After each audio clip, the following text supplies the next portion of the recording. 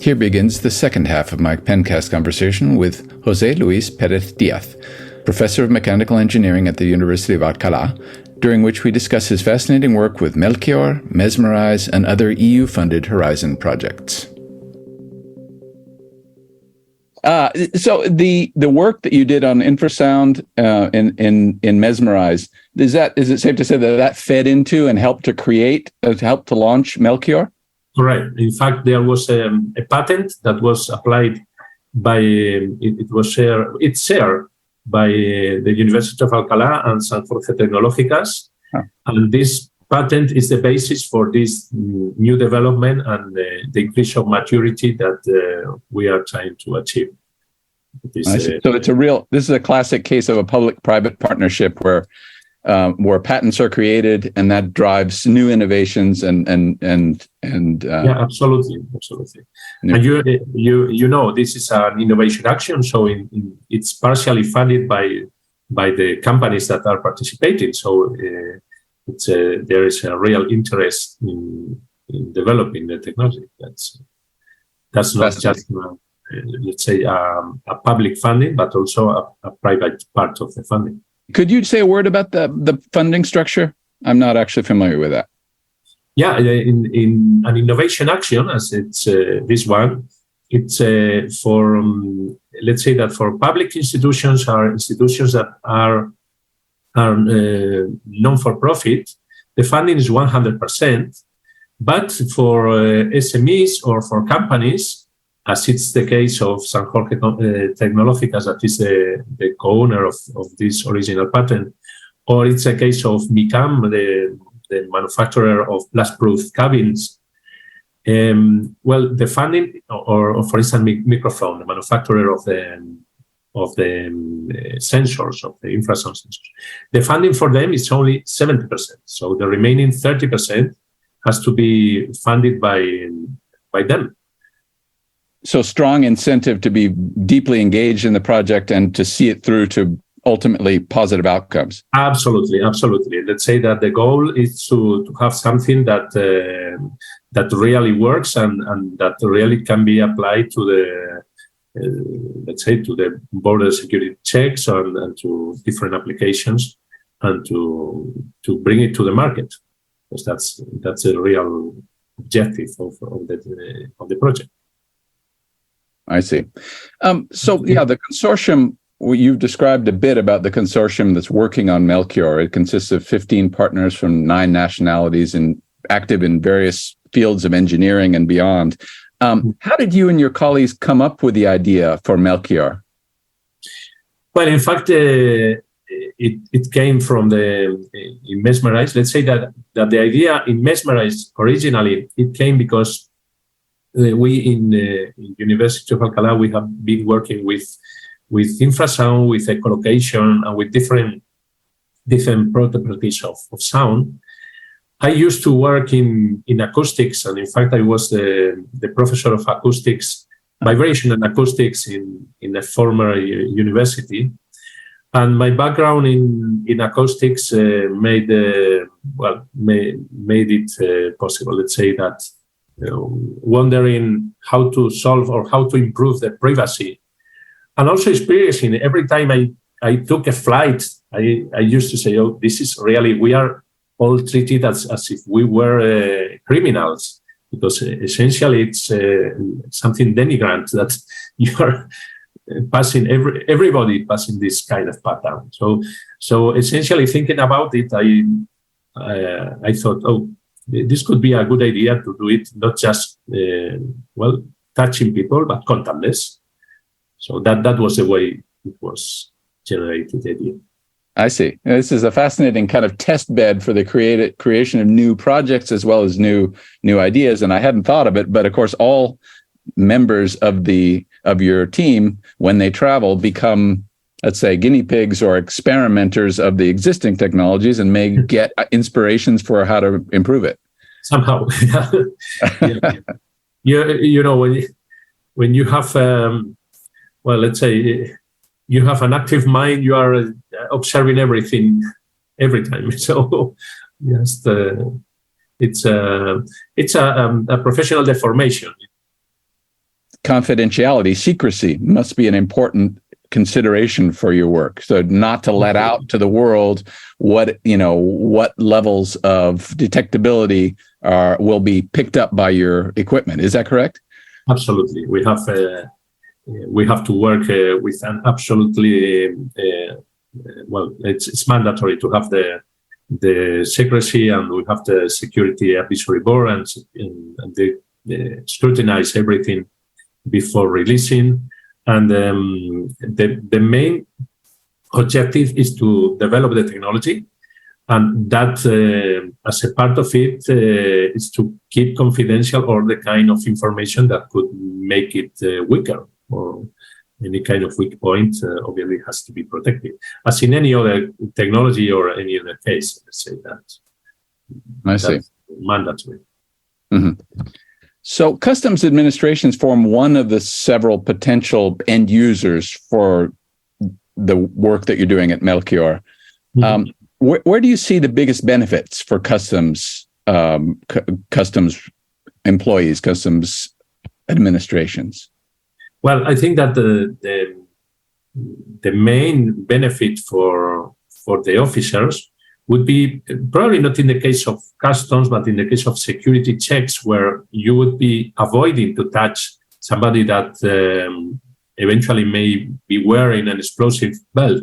I think that is the main. But if we go to let's say, a more relaxed scenario that maybe orders in normal times or something like that, let's say that the main advantage is the convenience for both the passenger and the officer. Let's say you are avoiding this inconvenient and let's say it said something that is a bit denigrant, pat down. And I think that also it's like you are adding a new tool that is not, it doesn't disrupt the flow of people, and that may increase that flow with a relatively high rate of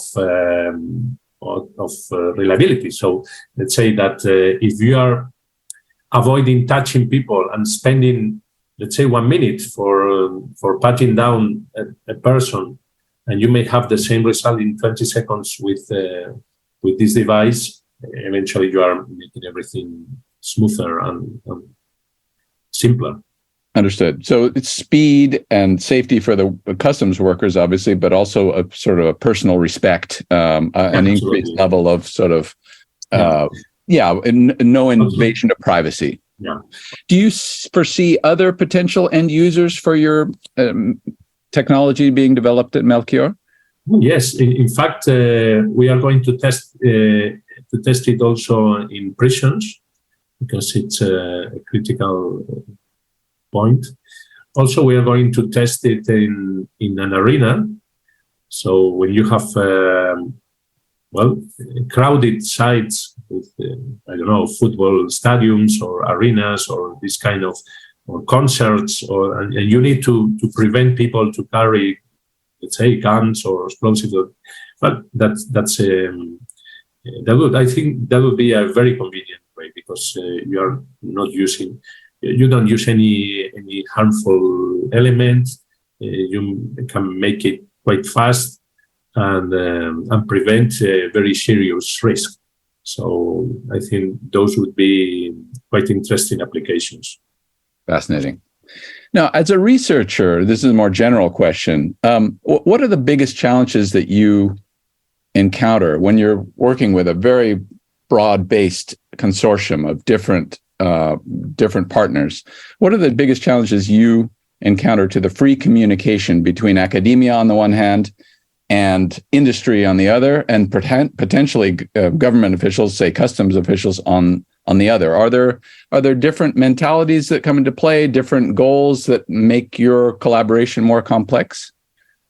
Well, yeah, it's something that you have to deal with, and that's part of my job. I mean, the different ways that they even express their needs, because even the way of speaking is quite different, and you have to be aware what are their interests, what are their background, what is what they assume, because sometimes it's the most difficult part is to understand what they assume as given, and not necessarily given for the other partners. So that is let's say the hardest part. You have to be aware not only what is said and what is expressed, but also what is not expressed but is implicit in their way of work, or their way of thinking, or just the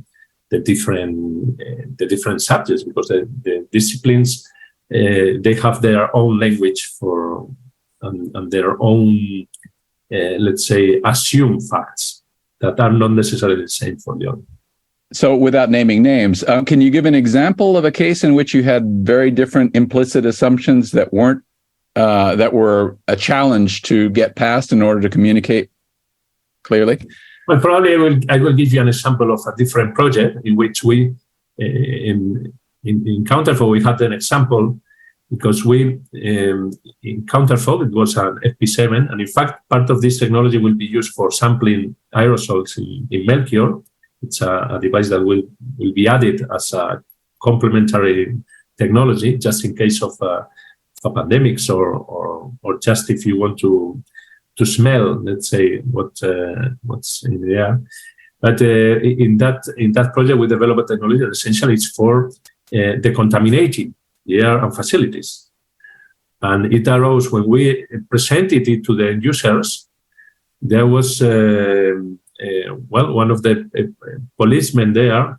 He pointed out that if you destroy the proofs, it may be a problem. So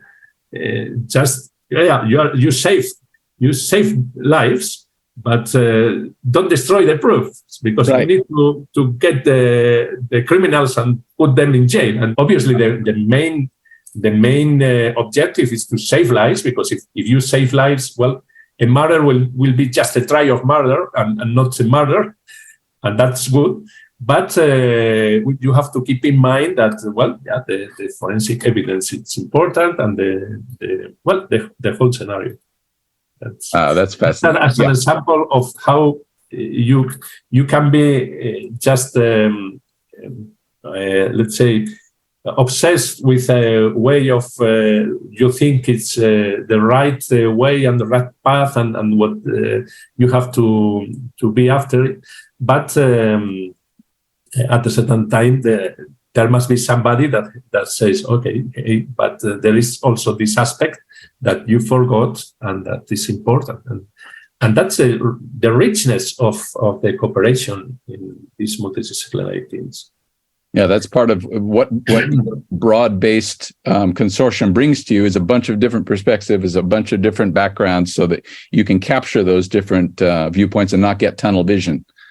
To come back to a point you made earlier, it's not just technology, it's also the people who use them. What do you see to be the training needs, let's say, to prepare customs officers for more effective use of the technology that you're putting into their hands? Yeah, that's key. That's key. When we started this, when we started the Mesmeric project, one of the main things that we had in mind is that the system should be, let's say, independent of the user, independent of the officer. Currently, you know that it depends on the training, it depends on the sensitivity, it depends on the skills of the officer. And that's the case for many technologies. Not just you can imagine that it's not just to have a green or a red light most of the technologies, but how do you apply it? But it's the same as any kind of artist does with their hands or eyes or senses.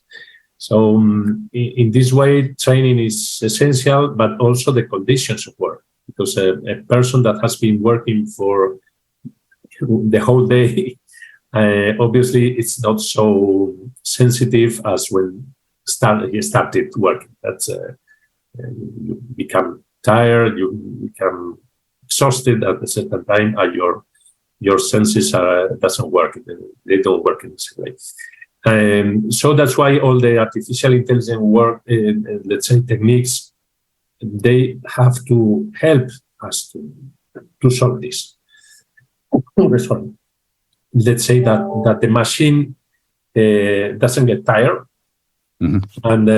And the point is that it's a tool that we have to use to help the user. The human must be always at the end of the process, because the decision must be a human decision. But the machines should be there to help to avoid these variations or this dependency on human factors. You brought me to the last question, which is AI. I noticed that Melchior does mention an potential AI component, and a lot of people in the popular media talk about AI is just going to replace people. It's going to, it's just going to be a better way of thinking and so on. What is your view as a scientist and as a researcher and a member of the Melchior group? What is your view of the effectiveness of AI and the future role that it's going to play in customs innovation? Yeah, well, this is AI. It happens as in any other case of science. Science must follow ethics. I mean, not everything you can do in science is ethically admissible. Let's say, and the biology is probably one of the fields where you can find this more evidently. You know that there are countries in the far west, and you know that they used to be developing countries, and now they are a powerful country. Yeah, and they made experiments like creating chimeras of mouse and humans. This is like creating the perfect soldier hybrid between mouse and humans. That's not admissible. That cannot be admissible. Ethically, it's monstrous. It's something, this kind of research is being published. And that's not for talking about, let's say, experimenting with human embryos or human beings, or it's this kind of thing is monstrous. In the same way, the artificial intelligence, it depends on how you use it. You can use it for goodness or for evil. So if you use it for evil and you use it to control people and to know about you more than yourself, I think it's a bad path that we are following. If we use it as a tool to identify things quicker and identify, let's say, to analyze a complex amount of data, as in the case of Melchior, that we are trying to analyze a complex, huge amount of data to detect something that is concealed, I think that is limited, that we have a control of the technology and cannot be bribed or cannot be, let's say, contaminated by spurious data, because we keep it under control. And eventually it's a human operator that will have the power to decide and to double check, because it's not, we are not going to take any action from the device itself. It will be the authorities that will proceed with their procedures or whatever they have to do. But it's not a trivial question, this of the artificial intelligence, because we have to be aware, we have to be, let's say, to survey and to be vigilant to any potential misuse of the artificial intelligence, for sure. Well, your point of that technology needs to be guided by human beings and guided by human ethics is an important one. I'm always concerned when I hear that the study of humanities, which could be philosophy, ethics, and history, and so on, is going down, down, down. And technology, various fields of technology, and now, of course, AI is the latest, greatest word, are going up, up, up. But if you don't have someone who understands humanity in the broader sense, it sounds like the University of Alcalá is a very good example of bringing those two things together, no? Yeah, you know that if you forget humanities, you will become non-human. So that is a real problem. I mean, you know, in University of Alcalá was the first place where the multilingual Bible was edited. Wow. And also the grammar of Spanish. That was the first grammar of the languages in the world. In fact, also the grammars from the languages from the Mexican and the Nahuatl. In fact, they were published before 100 years before any grammar of French or English. There were this, and that is because humanity. Let's say the humanities are very important. For me, it's a mistake to forget, let's say, to study history, Latin or Greek and the classic languages, and the classic test. And for me, it's a mistake that, in fact, any educated person it's deprived from this heritage. And it's quite important to educate in all these classic matters.